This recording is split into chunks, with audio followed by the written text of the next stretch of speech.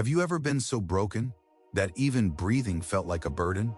When your heart ached in ways no one could see, and the world just kept moving like your pain didn't matter? You prayed, you cried, you begged Allah for a sign, for something, anything, and then you opened the Quran, and your eyes landed on one ayah, an ayah that felt like it was written just for you, an ayah that didn't just speak to your pain, it embraced it, it understood it. It was as if Allah in all His glory was whispering directly to your broken soul. Today we're going to talk about that one ayah, and by the end of this video, I promise you won't see your pain the same way again. Stay with me. In life we all carry wounds. Some are visible, most are not. Sometimes the hardest battles are the ones we fight silently, the ones that keep us awake at night, the ones that leave our hearts tired, our minds anxious, our souls restless. Or it could be the pain of loss, the betrayal of someone you trusted, the fear of a future you can't control, or just the weight of feeling not enough. In those moments when our hearts are shattered into pieces, we often look around for comfort. We search for it in people, in distractions, in the temporary. But there's something profound that happens when we turn to the Quran. The Quran isn't just a book of rules.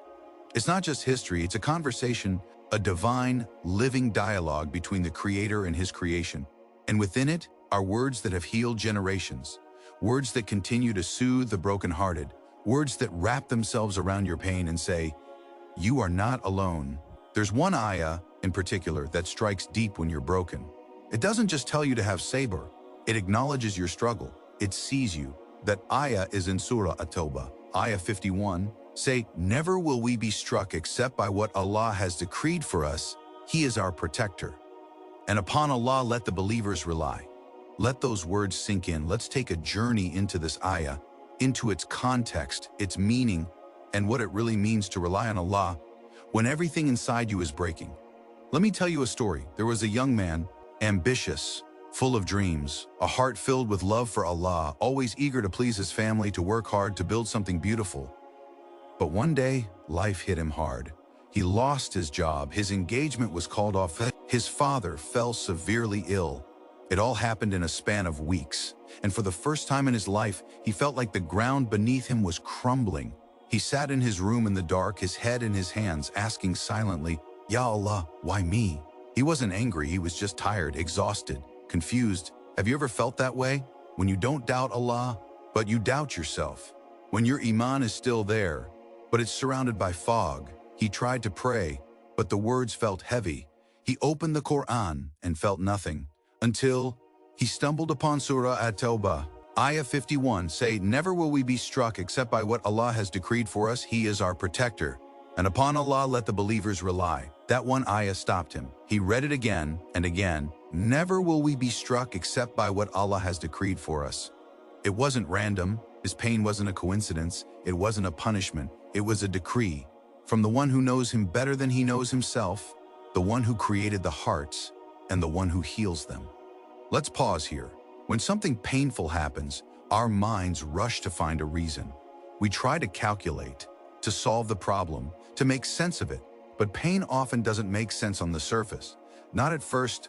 That's why Allah reminds us in this ayah, He is our protector, waliyuna. Allah isn't just a distant ruler, He is our protector, our guardian, our closest caretaker. He doesn't allow something to touch us unless it is part of His wisdom, His mercy, His plan. Abdullah ibn Abbas, the cousin of the Prophet Muhammad ﷺ, once said, if the entire nation gathered to harm you, they could not harm you except with what Allah had already written against you. And if they gathered to benefit you, they could not benefit you except with what Allah had already written for you. Hadith Tirmidhi, that's not just a comforting thought. That's a revolutionary mindset. It means you are never a victim of randomness, not a victim of bad luck, not even of people's cruelty. Everything that reaches you passes through the filter of Allah's mercy. Sometimes that mercy comes in the form of ease, sometimes it comes in the form of breaking. Because some lessons can only be taught through pain. Some growth only happens after something inside you shatters. Let's go back to the ayah. And upon Allah let the believers rely. This is the heart of the entire verse. Tawakkul, reliance on Allah. Not just saying Allah will handle it, but truly surrendering to His will while tying your camel, like Maryam, peace be upon her, when she gave birth alone under a palm tree. Allah could have given her dates from the tree miraculously, but He told her to shake it. Surah Maryam, Surah number 19, Ayah number 25, and shake towards you the trunk of the palm tree, it will drop upon you ripe, fresh dates. She was in pain, alone, giving birth, and she still had to act, to do her part, to move even in her weakest moment. That is tawakkul. It's not about waiting for ease. It's about moving through the pain with faith.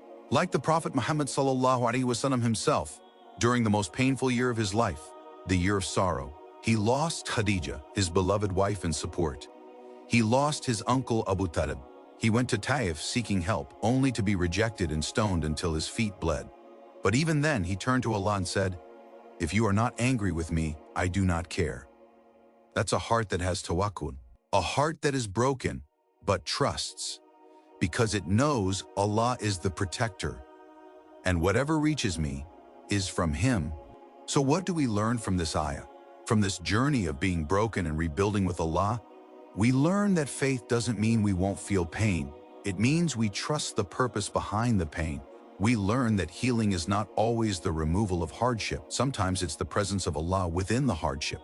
We learn that even when the world misunderstands us, even when people leave, even when we feel like we're failing, Allah remains. He is our protector. Think about that. Not just our creator, not just our master, our protector. When you cry at night, He sees it. When you whisper a dua no one else hears, He records it. When you hold back your anger, forgive someone who hurt you, or keep going when your heart says, "I can't anymore," He knows. That's what it means to rely on Him. Not to be perfect, but to be honest, to say, "Ya Allah, I'm broken, but you are my wali, my protector. And if this pain is from you, then I trust it will make me better." Sometimes what you think is breaking you is actually saving you. Sometimes that unanswered dua is protecting you. Sometimes that heartbreak is leading you back to Him. So don't run from your pain, run with it back to Allah. If you're watching this and you're hurting, please know this: you are not forgotten, you are not invisible, you are not weak for feeling overwhelmed. You are human, and your heart was made to break, so it could learn how to bend toward the one who never breaks. Let this one ayah be your anchor. Say, "Never will we be struck except by what Allah has decreed for us. He is our protector. And upon Allah let the believers rely." Surah At-Tawbah, Surah number 9, Ayat number 51. Hold it in your heart. Recite it when things feel out of control. Whisper it when the tears won't stop. Make it your reminder that your pain is seen, that it's part of a divine story, that Allah is still writing your ending, and it's going to be beautiful. Let's make dua together, Ya Allah, for every person listening to this, for every broken heart, every tired soul, every restless mind. Please bring ease, bring clarity, bring healing. Ya Allah, if this pain is from you, let it be a means to draw us closer to you. And if it is something we cannot bear, then by your mercy, replace it with something better. Make us among those who have true tawakkul, who rely on you not only in words but in our hearts, who walk through the darkness with the certainty that you are our light. Forgive us, love us, guide us, and never leave us alone, not even for the blink of an eye. Ameen. Until next time, remember, you are not alone, your pain is seen, and Allah is always near.